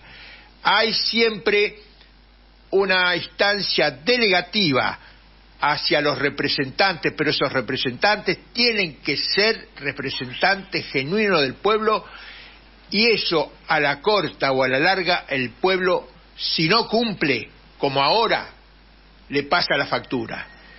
Pasaron 20 años de la rebelión del 2001. El pueblo aguantó, pero ya a partir de 2015 no aguantó más, y eligió un camino por la derecha, equivocado, pero eligió otro camino. La volvieron a estafar en el 2019, con la candidatura de los dos Fernández, y otra vez rompe y elige otro camino que creemos que va a ser tan o más errado que el camino de Macri. Pero el pueblo aprende de la experiencia y tarde o temprano toma decisiones. Quizás en los próximos años tengamos que tragar la pócima maldita, venenosa, de esta propuesta neoliberal ya llevada adelante por Menem y Videla, para que el pueblo argentino recapacite y se enrumbe decididamente hacia un camino de lucha popular, revolucionaria, por el socialismo, que sí, el socialismo le va a resolver los problemas de todo el pueblo argentino. No hay solución capitalista, no hay capitalismo malo y capitalismo bueno.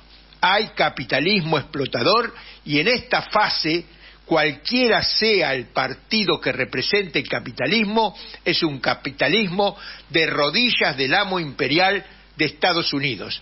No existen más ni Perón ni Balbín, que era de derecha. Balbín, una porquería, pero no existen más eso. Hoy existen, o digamos Alfonsín, para nombrar uno un poquito más mejor que Balbín. Eso, o Sabatini, para nombrar el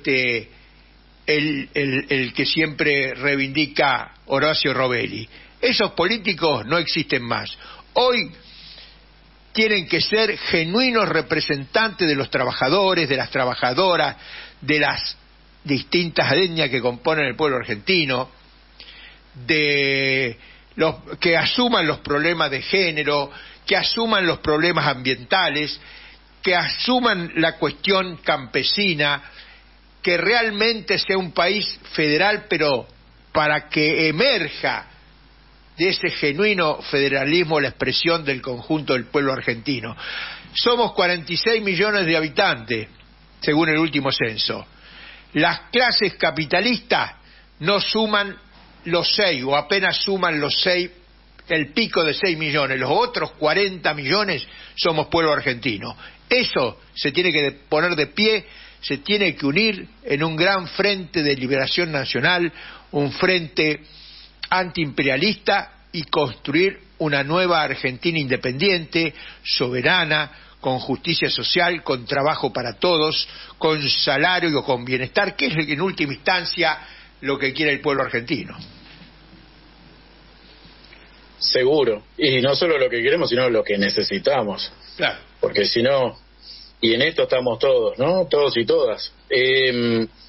Bueno, empalmando un poco con lo que estabas mencionando vos, comentamos brevemente que, bueno, esta semana que pasó fue el reinicio formal, digamos, de lo que es la campaña presidencial, esta vez ya oficial, hacia octubre, con los candidatos que quedaron después de las PASO. Básicamente tenemos hoy 5 posibles candidatas a presidente, de los cuales sabemos que 3 son los que tienen chances, digamos, concretas. Me estoy refiriendo, por un lado, a Javier Milei, con la presencia de Villarroel como posible vicepresidenta.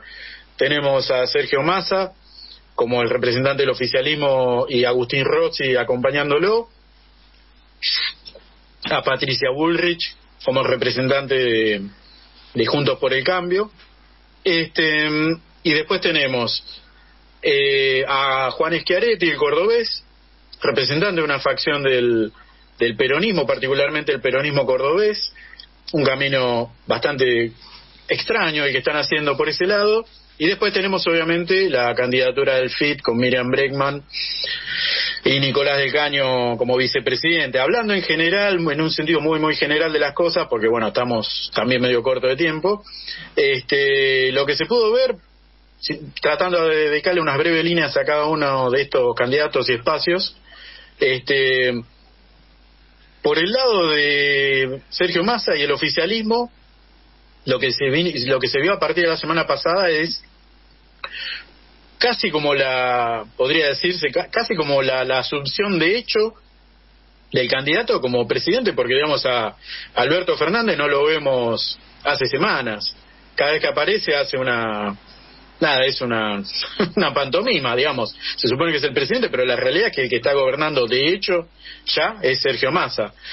Bueno, ha logrado, particularmente a partir de un acto que tuvo lugar, si mal no recuerdo, creo que fue el jueves pasado o el viernes, una suerte de encolumnamiento de todo el peronismo, el progresismo y particularmente lo que son las organizaciones sociales, como apoyo a la campaña del proyecto de Unión por la Patria.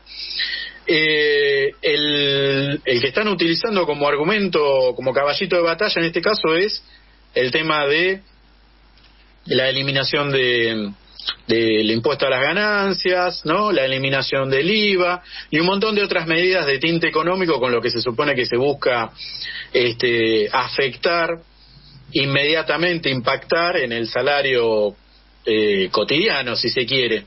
Pero la realidad es que todavía no se están viendo grandes resultados en todo esto, y de más está decir que en principio suena más todo esto a anuncio de campaña antes que una realidad concreta sobre cómo va a funcionar parte de todo esto. Evidentemente han adoptado, porque esto se ha enviado, por ejemplo, en el caso de lo que es el impuesto, el IVA, la desafección del IVA para lo que es el consumo de alimentos y otros productos cotidianos, se envió para ser tratado como proyecto de ley en el Congreso, evidentemente adoptando una estrategia de querer visibilizar a quienes se opondrían a algo que se supone que es un reclamo de prácticamente todos los partidos políticos de la Argentina, ¿no?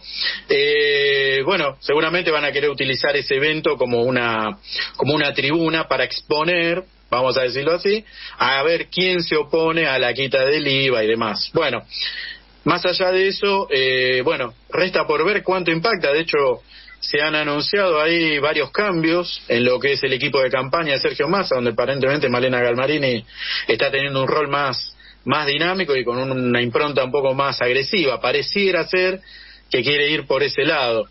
En el caso de Milei, lo que venimos viendo es algo que ya mencionamos en otro momento, que es una suerte como de calma, ¿no? De bajar un par de decibeles en la forma de mostrarse de Javier Milei, quien nos tiene acostumbrados a esta cosa explosiva de hacer anuncios confrontativos, relativamente delirantes según el caso, pero algo que ya se empezó a ver es esta suerte de querer mostrarse como ya accediendo a la presidencia. De hecho están dando como un hecho, ¿no?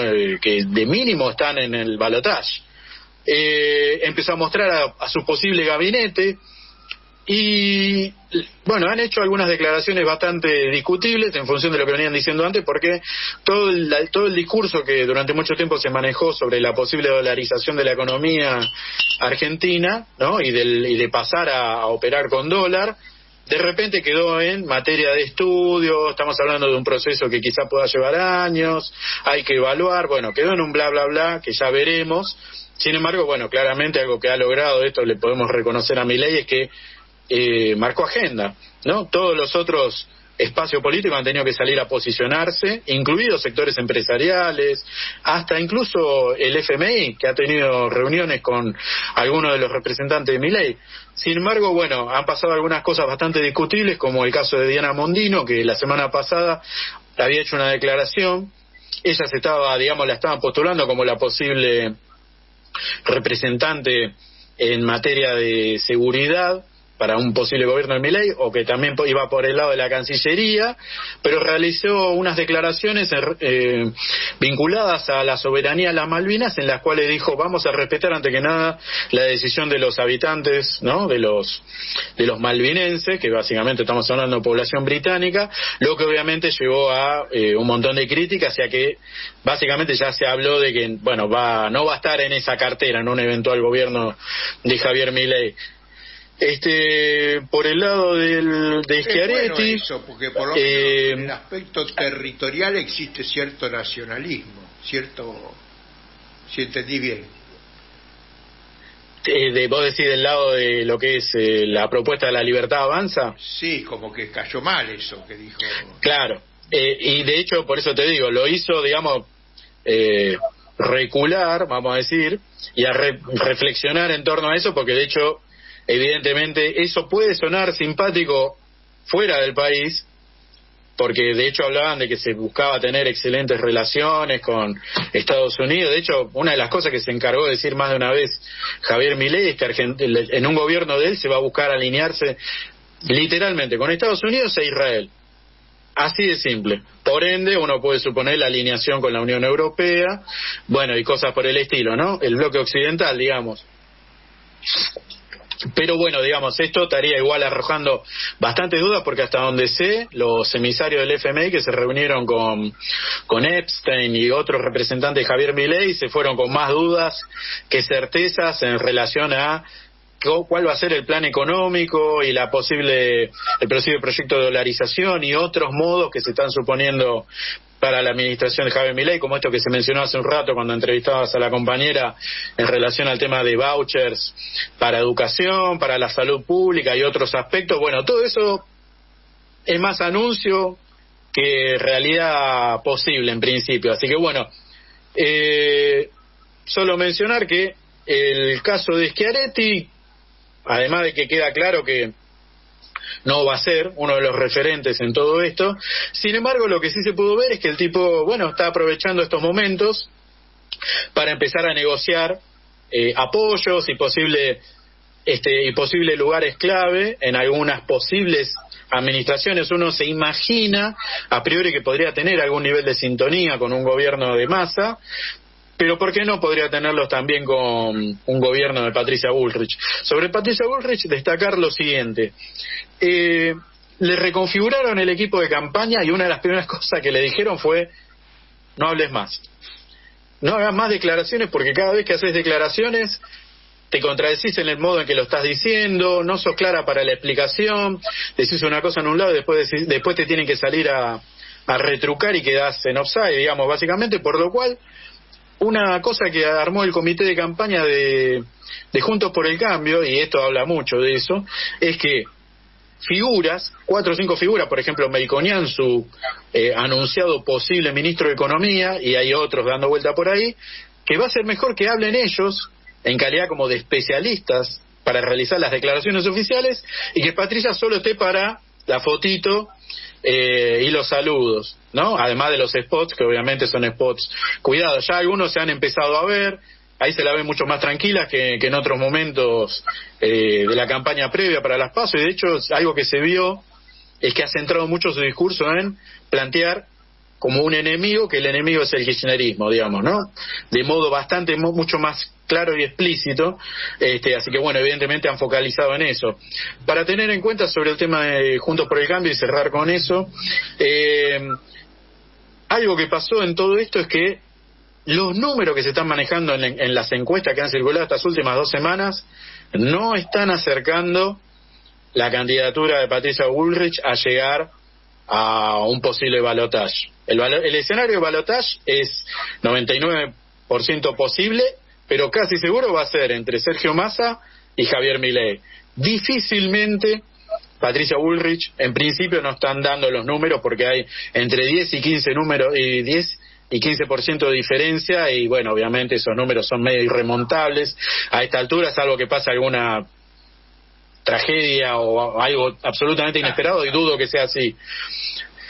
¿Y eso en qué se está trasladando? En que ya hay varias personas de dentro, Juntos por el Cambio, particularmente sectores del radicalismo, y algunos sectores que son afines a Horacio Larreta, que ya sabemos es quien quedó afuera de la campaña presidencial, que ya están empezando a armar las valijas, porque ya lo habla Emilio Monzó, que digamos era el jefe de la bancada de diputados de Juntos por el Cambio, ya han manifestado que ven que en un escenario donde Patricia no forme parte del balotaje, van a fracturar y se van a desvincular de Juntos por el Cambio, por lo cual es posible que ese espacio implosione y de repente vayamos a tener post elecciones 2 o 3 grupos, espacios, ámbitos, y que eso se reconfigure políticamente. Es probable que el radicalismo vuelva a ser el radicalismo, dejando de estar ahí en una alianza. Es probable que el espacio de Horacio Rodríguez Larreta también se reconfigure con algunos otros sectores afines, que no son de las simpatías de lo que es Mauricio Macri, quien está detrás de Patricia Bullrich. Bueno, pareciera ser que el escenario va hacia esa atomización y esa fragmentación. Por último, el Frente de Izquierda, bueno, ha relanzado su campaña, hemos visto algunos spots seguramente, pero bueno, un poco quizás de esto que ya estabas diciendo tanto vos como lo que habíamos charlado un poco antes. Yo siento que lamentablemente sigue siendo estrictamente una campaña testimonial de la izquierda. No estamos viendo ahí ni siquiera una vocación de poder, pero tampoco estamos viendo, para mí, una gran perspectiva, digamos, de hacer una campaña yo creo que debería la campaña centrarse en denunciar centralmente las características de estos candidatos en relación a lo que es el FMI, al endeudamiento, ¿no?, a la vinculación con las potencias imperialistas que viene teniendo tanto en lo inmediato como en el futuro concreto que vamos a tener en los próximos años, y como que sigue quedándose en el anuncio de los conflictos, si se quiere, más sectoriales, pero bueno, yo creo que está faltando ahí algo y nos quedamos siempre nada más como en el horizonte inmediato, que es tratar de meter algunos diputados, qué sé yo, reforzar la bancada del FIT, pero no pensar en hacer, digamos, una afección seria de fondo a los candidatos sistémicos. Bien, Javier, entonces nos vamos a la tanda y seguimos después con A Dos Orillas con Silvia Visconti, que ahí la estamos viendo en la pantalla. Radio Rebelde AM740. La radio de todos. Proyecto Cultural Maíz Radio, un programa argentino e indo-latinoamericano. Entrevistas, poesía, opinión y debate. El programa del movimiento social y político Proyecto Cultural Maíz. Martes de 21 a 23. Un programa que cuenta con vos.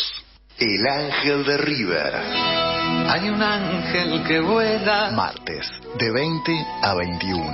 Gambeteando las nubes. Roberto Alonso y Daniel Galazo te harán revivir en la voz de los protagonistas los momentos imborrables que hicieron la historia del más grande, River Plate. El Ángel de River. Soberanía.ar, un programa del Movimiento Federal por la Soberanía Nacional, luchando por la segunda y definitiva independencia. 90 buques mercantes, 20 de guerra, 20 de guerra. Por el recupero de nuestros ríos y puertos, del control de la pesca marítima, del lago escondido, de nuestras queridas Malvinas, de nuestros recursos naturales. Sociedad civil y un Estado-nación fuerte en sólido vínculo con los pueblos y naciones de la patria grande. Todos los lunes de 20 a 21. Idea y producción general Santiago Ernesto Ali Bruyú. Conducción rotativa Josefina Centurión, Alicia Muzio, Ana María Gómez, Carlos Hardwick, Tomás Pérez Bodria, Héctor Francia, Roberto Lopresti, Héctor Lino Castro y Rubén Oscar Buzot. Inauguramos el gasoducto Presidente Néstor Kirchner. Con cientos de kilómetros de acero en manos de miles de trabajadoras y trabajadores, se construyó en tiempo récord la obra de transporte de gas más grande de los últimos 40 años. Energía que nos permitirá ahorrar divisas, expandir nuestro desarrollo, nuestro federalismo, nuestra soberanía y nuestro orgullo nacional. Gasoducto Presidente Néstor Kirchner. Mueve energía, mueve al país. Ministerio de Economía. Argentina Presidencia. Argentina es un país muy grande, grande por su territorio, pero también por sus héroes. Argentina tiene todavía mucho más para crecer y desarrollarse, crecer con más rutas, hospitales, universidades, puentes, acueductos, túneles, centros de desarrollo infantil. Todas estas obras son la llave para un país que nos abrace a todos. Una Argentina grande es con obra pública. Primero la gente, Ministerio de Obras Públicas, Argentina Presidencia. Aumentamos de 4.000 a 18.000 pesos el tope de reintegro del 15% en compras realizadas con tarjeta de débito para personas jubiladas o que perciban una pensión por fallecimiento. Primero la gente. AFIP. Argentina Presidencia. Radio Rebelde en Instagram. Nos buscás como Radio Rebelde 740 y conectás con toda nuestra programación. Ahora también en Instagram.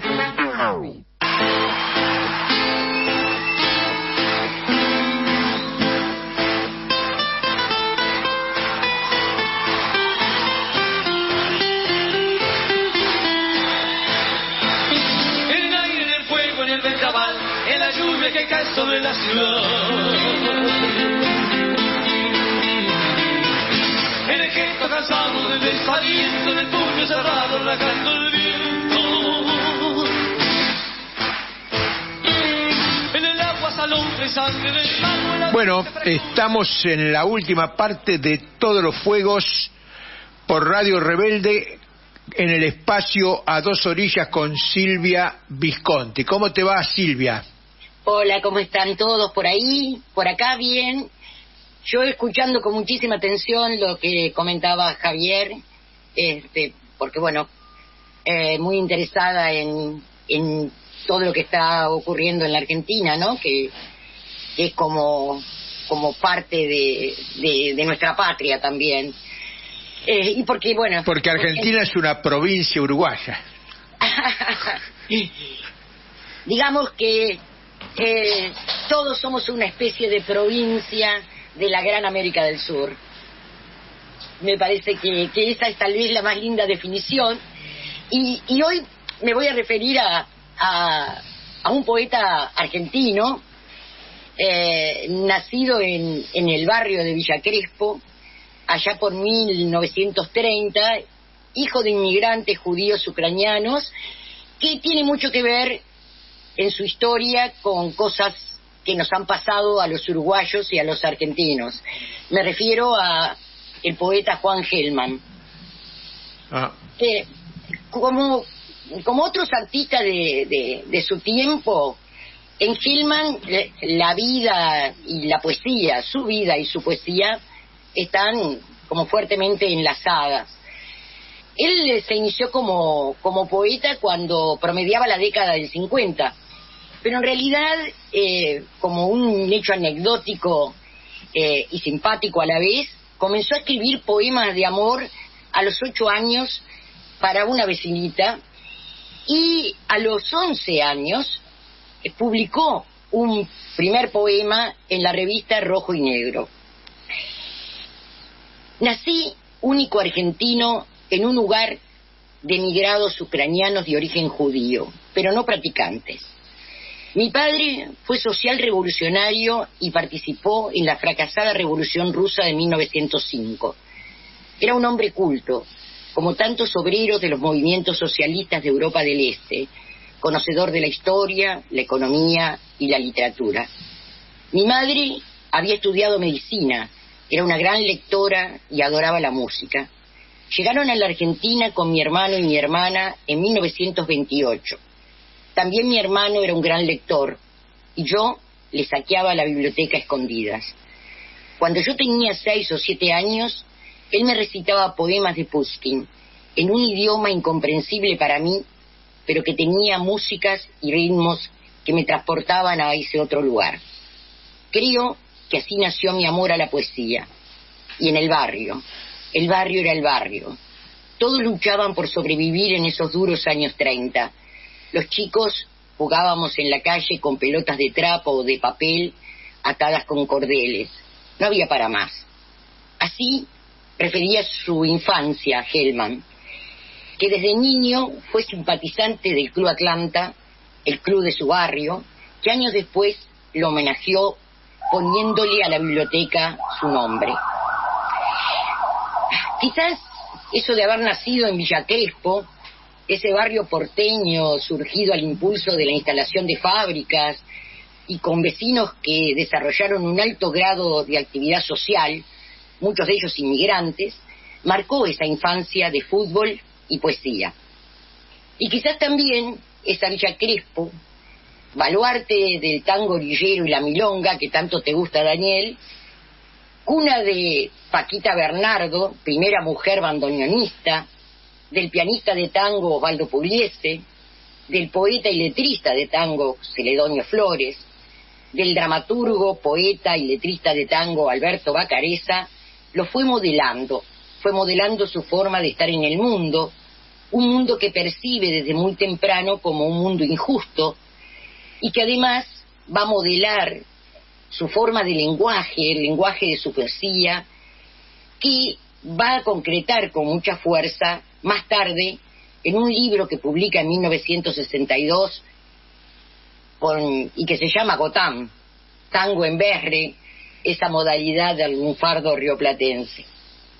Ese era su cuarto libro, pero es al mismo tiempo el cierre de la etapa inicial de su producción literaria con el grupo El Pan Duro y la etapa de consolidación de una nueva corriente poética que se conoció en la Argentina como nueva poesía hispanoamericana.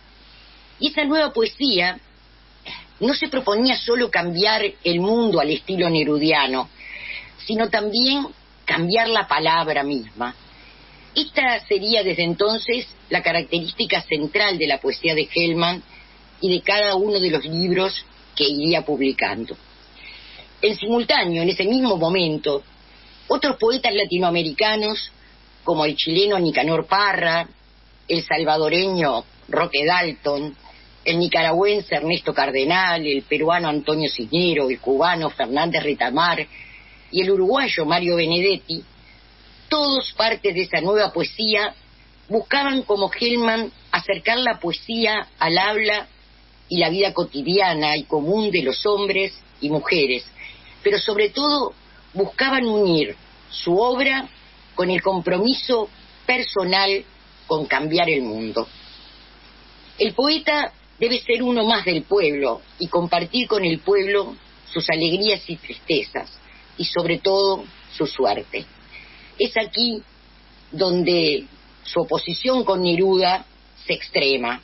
El poeta para Hellman no es un ser elegido, como lo proponía Neruda, sino una persona común, uno más entre otros.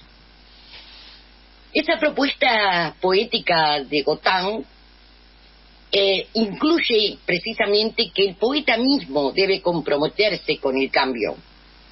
Y como decía Hellman en su poesía Mi Buenos Aires querido, que tituló, ni irse ni quedarse, hay que resistir. Esta poesía, musicalizada por Baglietto, con el nombre de Sentado al borde de una silla desfondada, plantea precisamente esto. Les propongo escuchar ese maravilloso poema de Hellman. Ríos. Pero José Gervasio de Artigas soñaba otra cosa.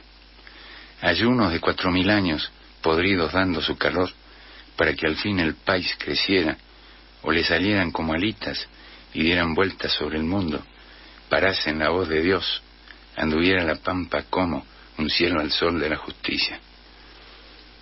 Don José Gervasio, un día se fue para el oeste, con elefantes, animales de presa, jabalíes, búfalos, mujeres vestidas de rojo, con pies como patas de perro y sus hombres que veían caer las estrellas, los demás astros cerrarse como un ojo, o se subían hormigueros, comían tortas de algodón, perdían la soguita madre y cuervos los ataban a los malagüeros de la vida.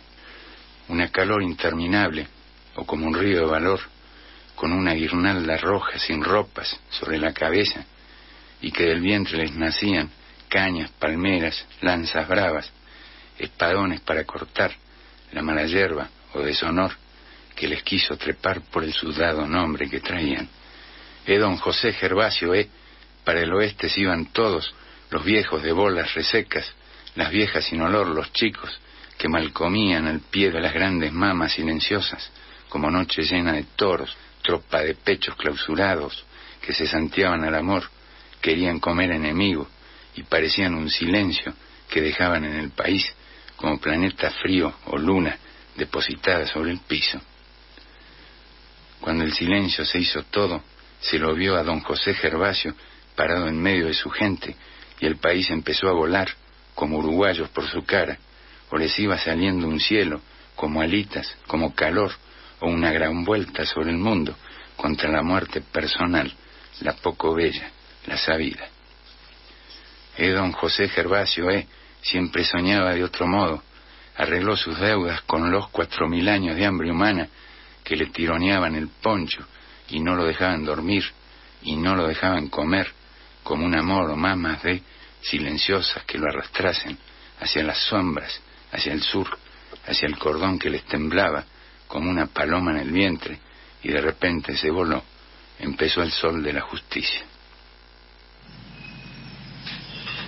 Bueno, eso que escuchábamos no era exactamente el tema de Baglietto, sino que era una poesía que se conoce con el nombre de Ríos, que él publicó mucho tiempo después en un libro que se llama Fábulas, y que en realidad estaba incluida en esta charla como precisamente uno de esos vínculos tempranos que Hellman va a tener con el Uruguay, en este caso a través de la reivindicación de la poesía, en esa poesía de José Artigas, y de un hecho concreto de la vida de José Artigas, como fue el éxodo del pueblo oriental.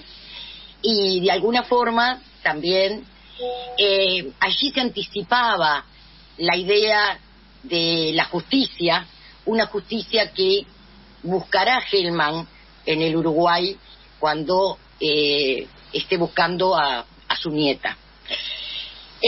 Bueno, Después escucharemos en todo caso el tema de Baglietto, si nos da el tiempo, pero bueno, Hellman, que fue un joven milonguero en su época, concibe su propia poesía como tango. Por entonces, el tango era la música popular por excelencia, la que le había llegado en los sonidos de la radio de su barrio, la que se danzaba en los bailes, y él toma de ese tango el ritmo, la impronta reflexiva y también el discurso, si ustedes quieren, un poco trágico y existencial del tango. Hellman dice que si para Borges el tango es una manera de caminar, para él el tango es una manera de conversar. Sus anteriores e iniciales publicaciones las realizó en la revista Muchachos en 1955, que fundó con otros jóvenes poetas en el ya mencionado grupo literario El Pan Duro, que proponía una poesía vinculada a la acción política. Allí ya aparece el uso de un lenguaje coloquial vinculado a temas urbanos con reminiscencias tangueras. El grupo reconocía la influencia inmediata de César Vallejo y Raúl González Tuñón, y a través de González Tuñón con el grupo del Boedo, que precisamente en esa década de 1920 inauguró la literatura social en la Argentina y sostenía que la poesía es un artículo de primera necesidad como el pan y el fusil. Ese grupo, el del Pan Duro, qué nombre muy sugerente que tenía, el grupo estaba integrado por jóvenes comunistas que proponían una poesía comprometida y actuaban en cooperativa para publicar y difundir sus trabajos. Allá por 1963, Hellman incluso estuvo encarcelado con otros escritores por pertenecer al Partido Comunista y en el marco del plan represivo de Conintes, hecho que provocó en su momento la solidaridad internacional y la publicación de algunos de sus poemas en protestas por su detención. Luego de ser liberado, abandonó el Partido Comunista, con el que ya traía disidencias desde antes, y comenzó a vincularse a los sectores del llamado peronismo revolucionario, influenciado fuertemente Hellman por la Revolución Cubana. Formó entonces el grupo Nueva Expresión y la editorial La Rosa Blindada, que difundió libros de la nueva izquierda entre el 64 y el 66. Como muchos otros intelectuales de la época, trabajó como periodista y lo hizo en numerosas revistas. En abril de 1975 viajó a Roma para hacer denuncias internacionales sobre la violación de los derechos humanos en la Argentina durante el gobierno de Isabel Perón, y su viaje se convirtió en un largo exilio. En esa misión estaba cuando se produjo el golpe de Estado del 24 de marzo del 76, que impulsó un régimen de terrorismo de Estado que causó, como todos sabemos, la desaparición de 30.000 personas, entre ellos de su hijo Marcelo, de 20 años, y su nuera, María Claudia, de 19 años, ella embarazada de 7 meses. Su hija Nora también fue secuestrada y torturada, pero recuperó la libertad pocos días después. La historia de Hellman tiene entonces nuevos espacios de unión con Uruguay. Su hijo y su nuera estuvieron secuestrados en Automotores Orletti, lugar de reclusión clandestina por la que pasaron la mayoría de los detenidos desaparecidos uruguayos. Luego se sabrá que su nuera fue trasladada en el marco del Plan Cóndor desde Orletti a Uruguay y que aquí nació su nieta. La hija de María Claudia de Hellman habría sido colocada en un canasto y dejada en la puerta de la casa de la familia del policía uruguayo Ángel Tauriño. Él y su esposa, quienes no tenían hijos, recogieron el canasto y se quedaron con la niña, registrándola como hija propia aproximadamente 1 año y medio más tarde. Macarena, que así se llama, pasó sus primeros días en el centro de torturas del Servicio de Inteligencia de la Defensa en Boulevard y Palmar.